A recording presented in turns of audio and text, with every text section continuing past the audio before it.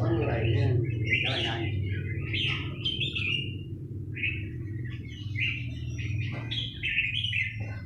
đứng nó rèn mới được, như chụp biết là được.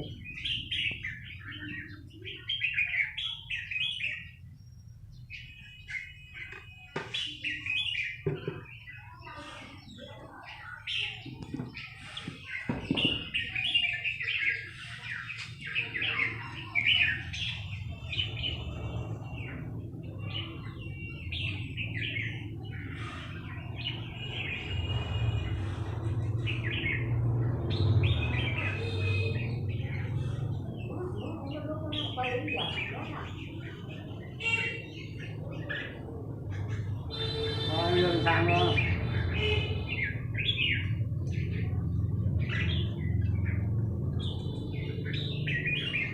Hai con chim chưa ăn đâu.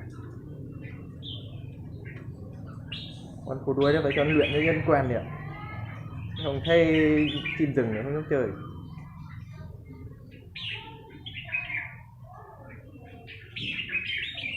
Chứ đứng ở giữa đây không được, thấy hai con này cứ thấy gần nhau mới được. Để lại.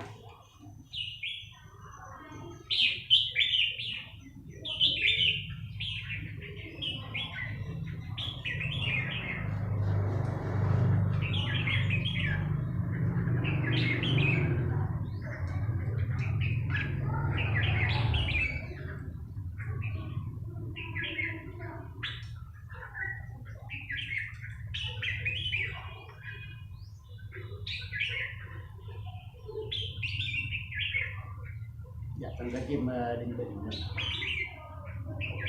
6 triệu lâu các bạn nhìn.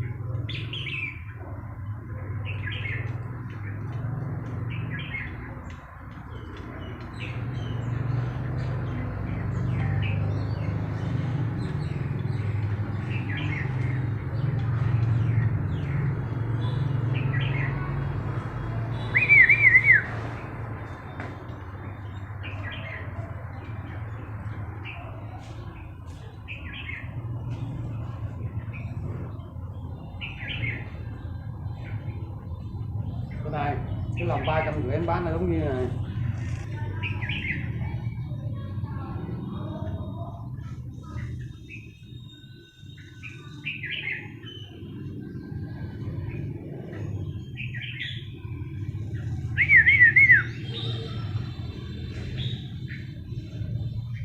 Hay là không mua nó quay rẻ.